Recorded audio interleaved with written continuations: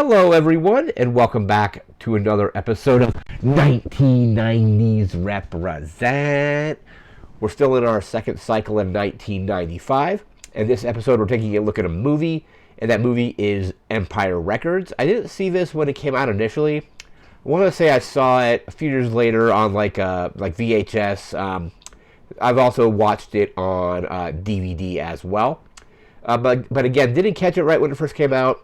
Probably because I don't think it even played at the theater, the local theater here, because like I've mentioned in other videos, that theater was, at the time, it was like 2 screens, and they would only they would keep movies around for quite a while.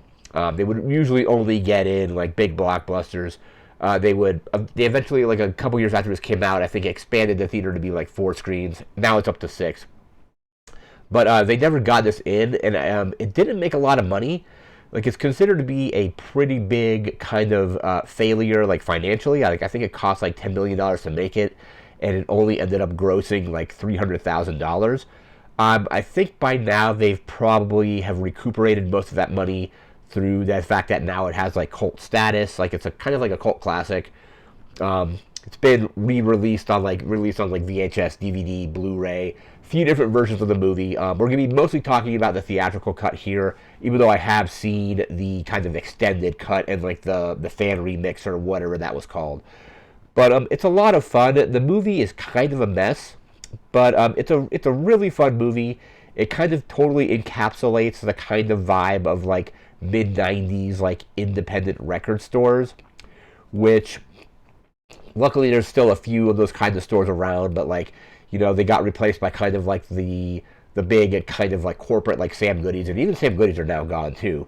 And one of the plot points of the movie is saving the record store before it becomes like a part of like a Record Town USA, which is like a corporate chain kind of thing. But we have some notes here about the movie. We're going to go through those.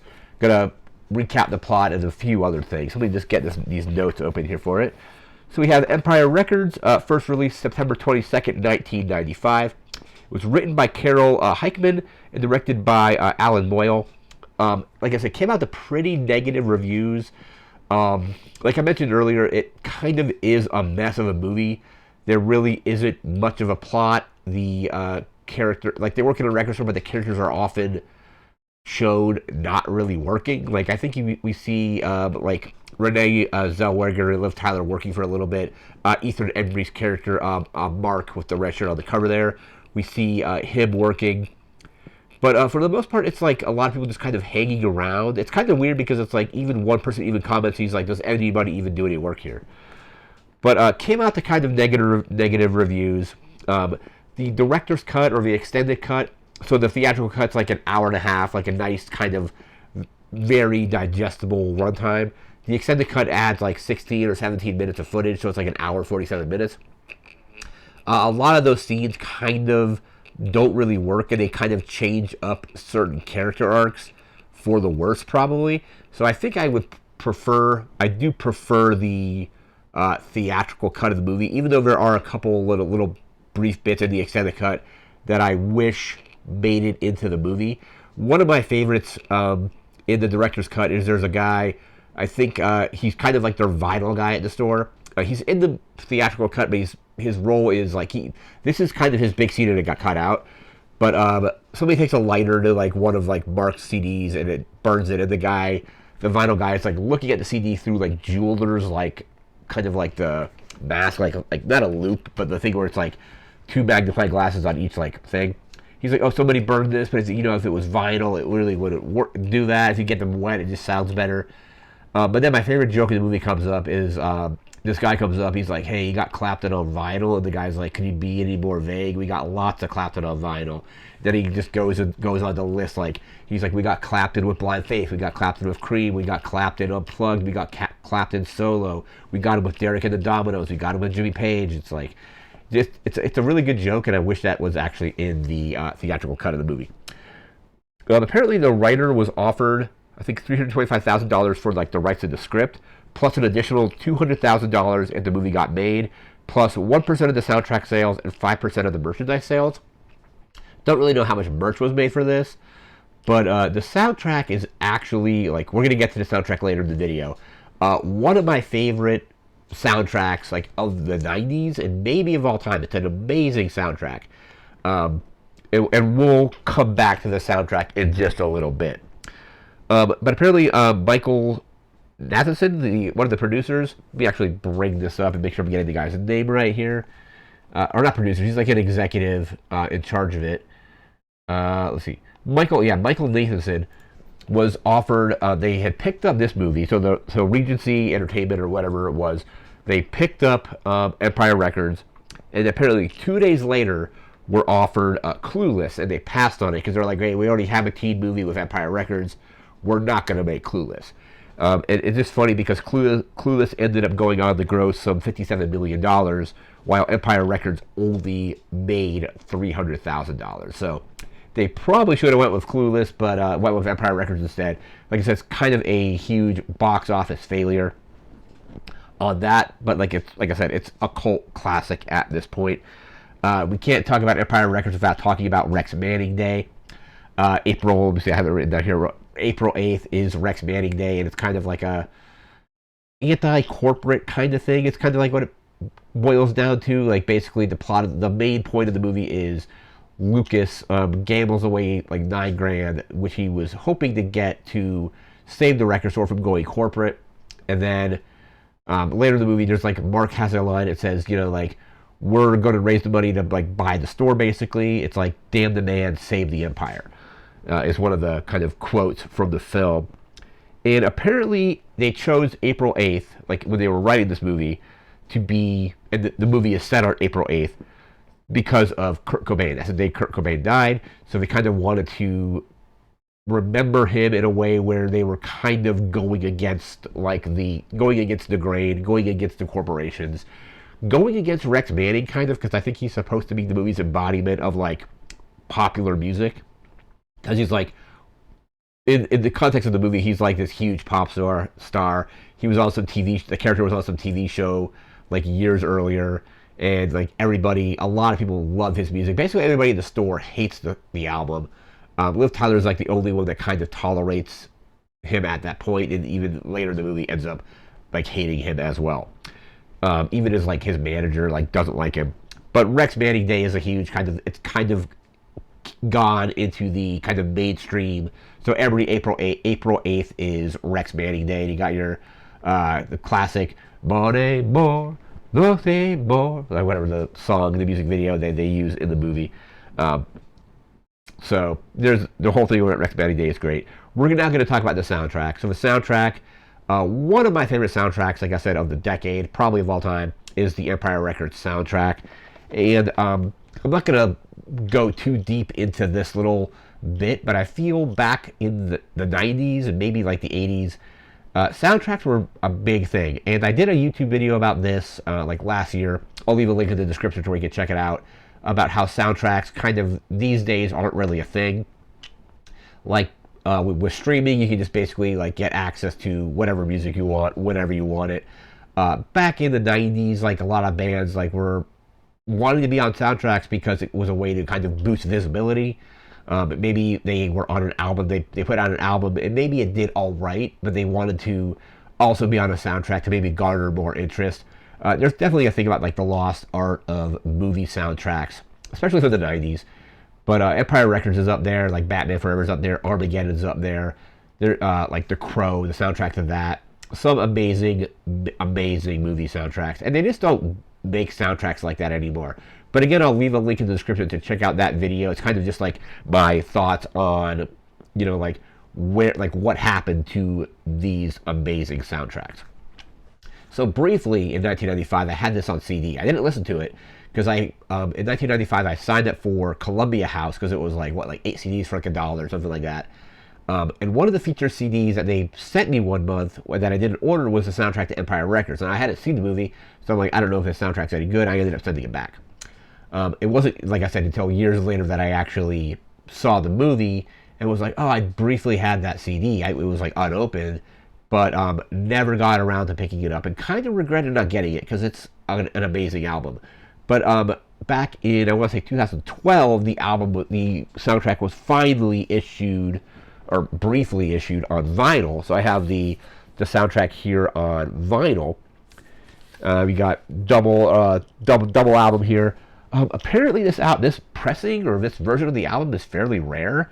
I guess it was like a limited edition because I've seen it going on like Discogs on like the low end for like $145, like $145. I probably spent like 25 or 30 on it when I bought it back. I don't know if they bought it right in 2012. It was probably like maybe early 2013 or something like that. But an amazing soundtrack on vinyl as well. I actually spun it just before sitting down to do this video, and it's great. But I didn't know that it was rare. One interesting thing about the soundtrack was it was originally supposed to be on Warner Brothers. I think they initially had the rights to the soundtrack, and let me see, or Atlantic, which is I think a division of Warner Music. But they ended up having to give the rights to the soundtrack to A&M Records because not the title track of the title track of the soundtrack and the credits are let's see here, by the Gin Blossoms, Till I Hear It From You, a great song on the soundtrack.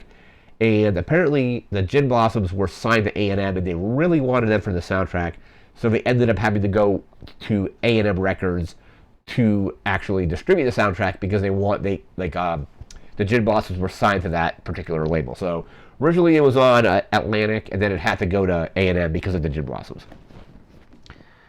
But we're going to go ahead here and take a look at and again, this is the vinyl from, I want to say this was 2012, but I probably picked it up in 2013. Gatefold with kind of just, let's see if it actually shows up here. Just go like that. Then you got all the track listings on the back there with some scenes of the movie. And I guess this is I have number 3811, I guess, is like, let's see if that actually pops up there. It's a little serial number right there, or edition number. Don't know how many of this were actually pressed, but I think it definitely needs to be reissued at this point because it's still a classic. We're going to go through the track list here. So we're going to go through the track list on the soundtrack, and then there's a ton of other music in the movie that it's in the movie but wasn't licensed to the soundtrack, and we're going to go through that too. So let me pull this down here. Soundtrack's about 54 minutes. Track 1 is Till I Hear It From You by the Gin Blossoms. That's a great track there. Track 2 is Liar by the Cranberries. I don't know if that was on something else or if that was recorded specifically for the soundtrack, but Liar by the Cranberries at track 2. Track 3 is A Girl Like You by Edwyn Collins. That's a great track as well. Track 4 is Free by the Martinis. Comes to during a kind of critical part of the movie, and I think it's a good song there. Track 5 is Crazy Life by Toad the Wet Sprocket. And when you're talking about Toad the Wet Sprocket, you know you're talking about the 90s. They were featured on the Friends soundtrack as well. Pretty good song here as well. Track 6 is Bright as Yellow by the Innocence Mission. Track 7 is Circle of Friends by Better Than Ezra. Again, just like with Toad the Wet Sprocket, you're talking about Better Than Ezra, you know you're talking about mid-90s, kind of like soft rock, alternative, whatever you want to call it. So that's track 7. Track 8 is I Don't Want to Live Today by Ape Hangers. Track 9 is Whole Lot of Trouble by Cracker. Track 10 is Steady Ready Go by the Melses. Melses? Yeah, I guess that's how you pronounce it. Track 11 is What Are You by Drill. Track 11. Track 12 is Nice Overalls by Luster. I think, yeah, that's how you pronounce that. Track 13 is Here It Comes Again by Please. Track 14 is The Ballad of El Gudo by Evan Dando. And track 15 is Sugar High by Coyote Shivers. Coyote Shivers actually plays the character in the movie as well. And then in the Australian and German editions, there's a 16th track, which is The Honeymoon Is Over by The Cruel Sea. But the version I have stops at Sugar High, because Sugar High is the song that they play kind of as they're doing like their fundraiser to save the record store. Other tracks that are in the movie but not on the album soundtrack are Can't Stop Losing Myself by Dirt Clods, Hey Joe by Dirt Clods, which is like a Jimi Hendrix cover, and Joe is the name of one of the characters, so it kind of is like a nod to the character. Dark and Brooding by Noah Stone, Thorn in My Side by Quicksand, Little Bastard by Ass Ponies, I Don't Know Why by Sacrilegious, Real by Real, If You Want Blood, You've Got It by AC/DC. That's a great track. It's a really good part of the movie as well. Counting Blue Cars by Dishwalla. Snake Face by Throwing Muses, Candy by Full Tilt Gonzo, How by the Cranberries, Hard Light by Pegboy, Chew Toy by Big Dish, Power Shack by Fits of Depression, Sanama Go Go by Guar. That's in the like a part where that's actually playing in like a music video that Mark's watching while he's eating like weed brownies and tripping out. Um, Back Down Blues by Loose Diamonds. We have Tomorrow by Mouth Music, Plowed by Sponge, Surround You by Billy White Trio, LA Girl by The Adolescents. We have Vinyl Advice by Dead Hot Workshop. We have This Is a Day by okay. Say No More, More by Maxwell Caulfield as Rex Manning, written specifically for the film. That song is cheesy, but it's a classic and it works very well in the movie. She Walks by Poster Children, Sorry by Sybil Vane. We have Infinity by Mouth Music, Money, That's What I Want by the Flying Lizards. Renee Zellweger's character plays that for Lucas after gambling away all the money. We have Sugar High with Renee Zellweger by Coyote Shivers. So Coyote Shivers did Sugar High for the soundtrack, and then the Renee Zellweger version, she's on backing vocals when they're doing the kind of final like fundraising thing for the store. We have Seams by Queen Sarah Saturday, Romeo and Juliet by Dire Straits. I absolutely love that track. Video Killed the Radio Star by Bugles, as a classic as well. I Shot the Devil by Suicidal Tendencies, Smooth Uppity by Bullet Boys, and finally Rock and Roll / EGA by Daniel Johnson. And those are all the tracks that are in the movie in some fashion, but not available. They were on the soundtrack. Let's see where we're at now. Let's see here. Oh yeah, the Clapton scene. I already talked about this. Love the scene. He's like, it's like almost like the Bubba Gump shrimp thing in Pulp Fiction. Bubba Gump shrimp thing in Forrest Gump, where he's like, we've got, you can boil shrimp, you got grilled shrimp. It's like we got Clapton with this band, this band, this band, this band. That's a scene that like I said earlier in the video, wish had stayed in the movie.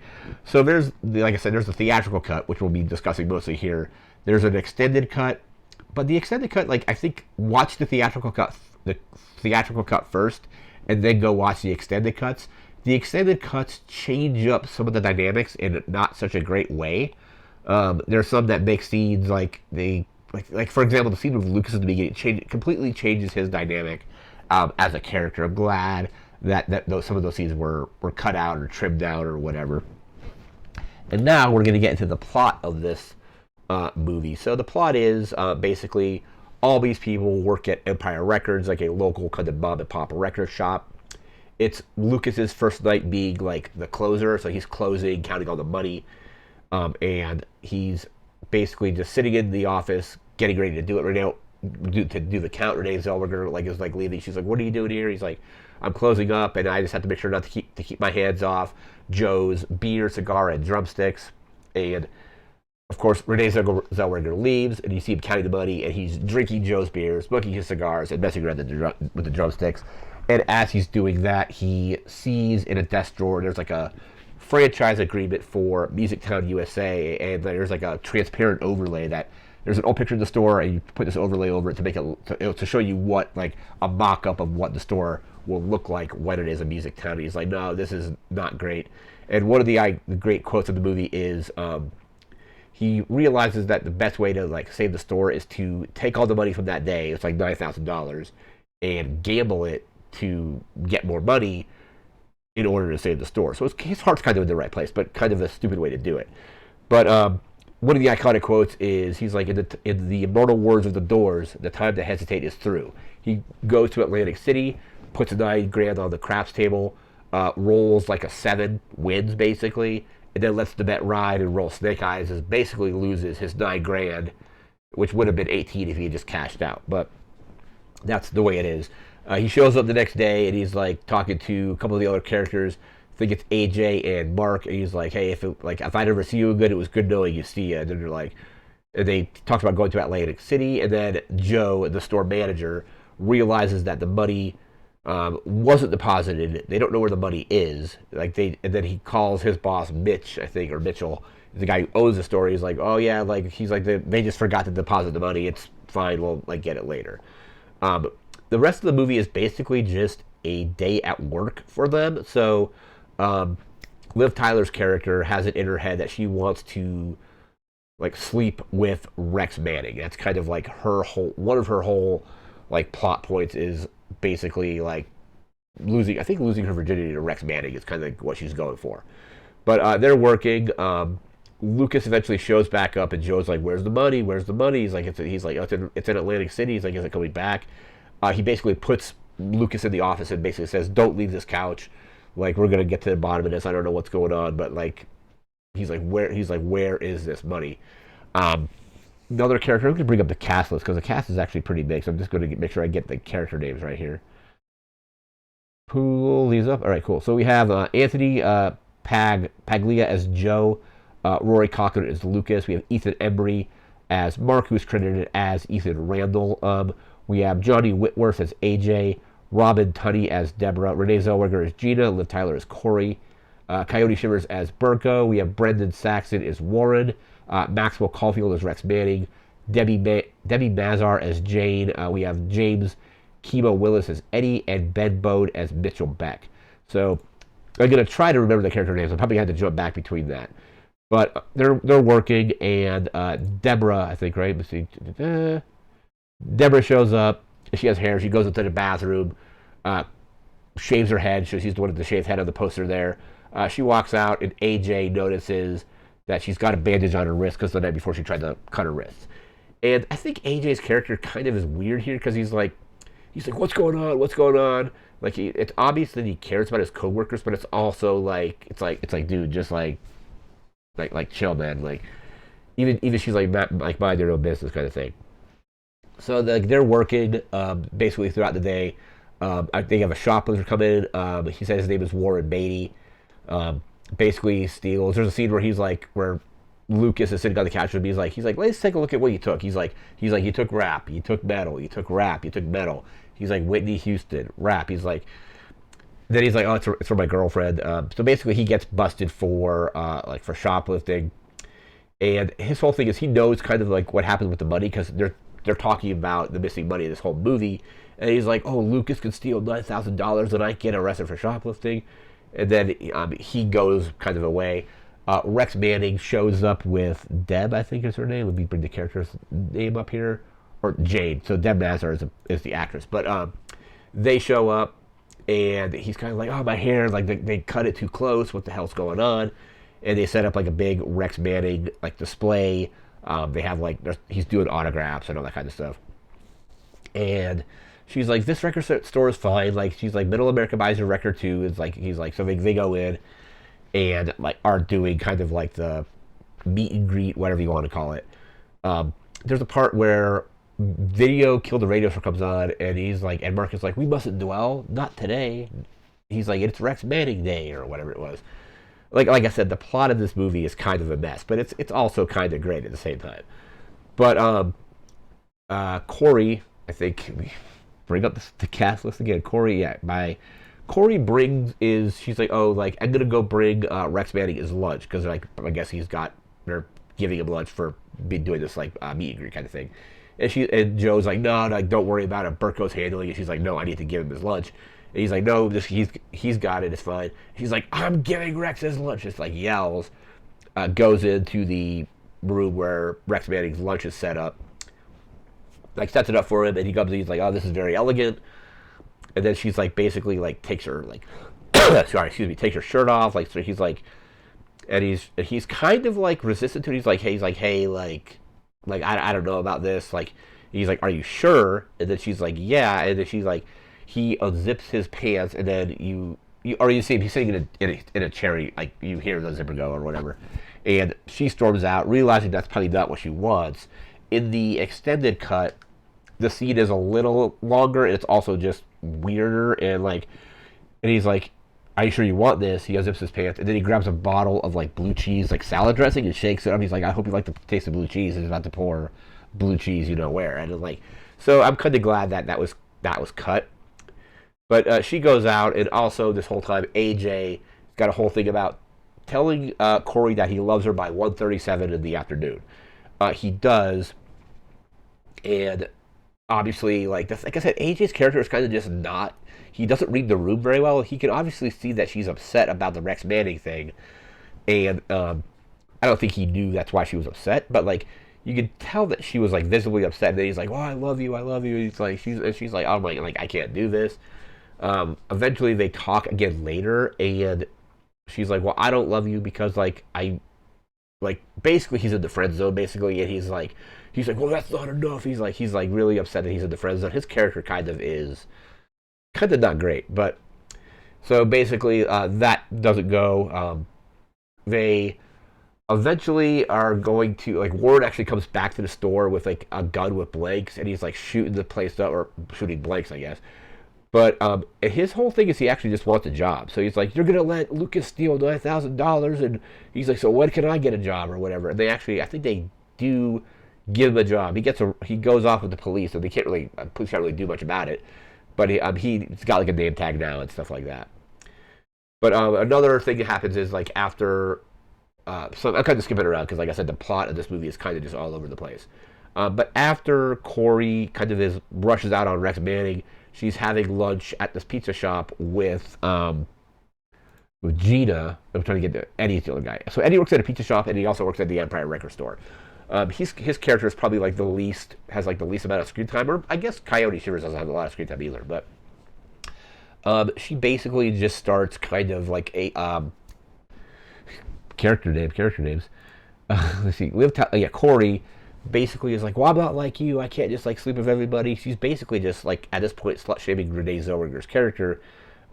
They go back to the store, and you see Renee or Liv Tyler's character take like a pill, and there's like a whole fight. Or then yeah, so to get back at Corey, Gina ends up sleeping with Rex Manning, and Corey gets really upset about that, and that's when it kind of revealed that the reason Corey is like super getting into all these good schools and has all this time to do something is she's like constantly like using speed, so she's like addicted to speed.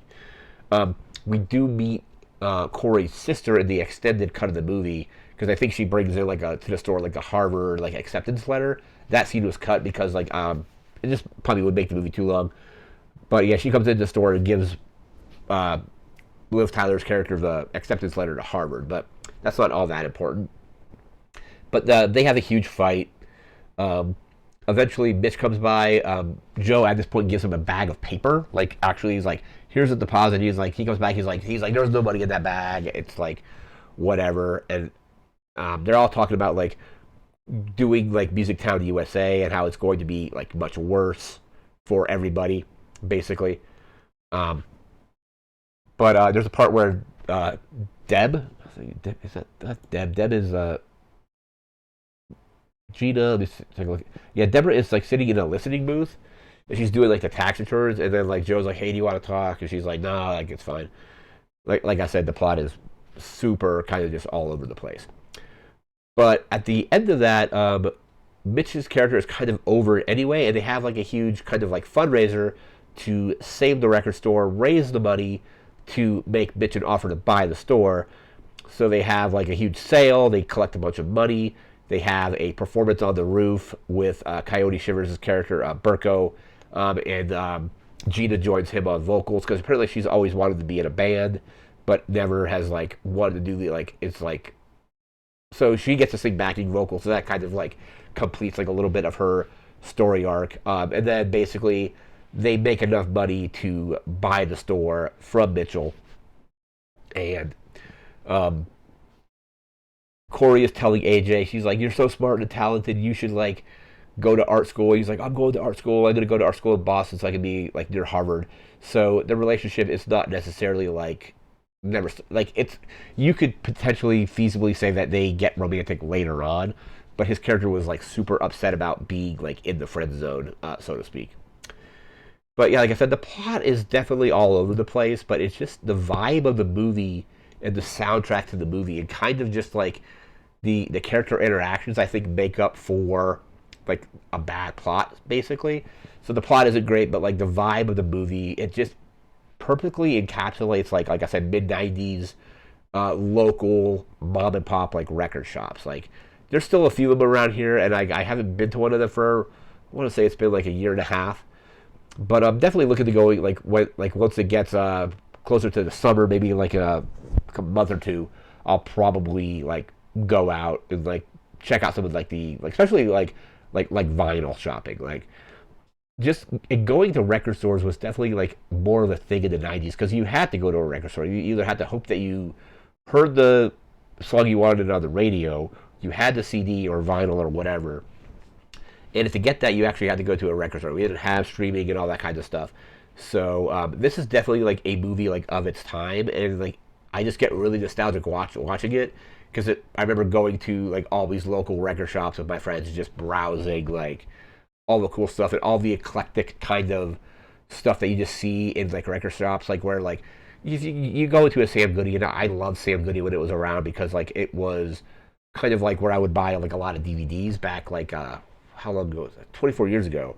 I worked near one, and I would be able to like walk to it on my lunch break, buy a DVD, most of the time sight unseen, and come back and just have a DVD. And that may have been where I got the DVD initially, was probably at a Sam Goody of this movie. But like like those offices, those stores were like very corporate. They didn't have like a lot of like cool, weird, tacky like decor. Like I remember there was one called like literally called the record store, and they did, like would have just all this kind of just like random kind of stuff. Like you would have like a Jim Morrison poster like up next to like a weird tapestry of something next to like a bunch of like candles and incense. It was just like a very cool like vibe, and this movie kind of invokes those kind of nostalgic memories. But like I said, the movie is kind of a mess, but it's definitely worth checking out. Don't know if it's streaming currently because I ended up watching it on DVD, but it's definitely worth giving a watch, especially if you love like the kind of stuff like the music that's in the movie.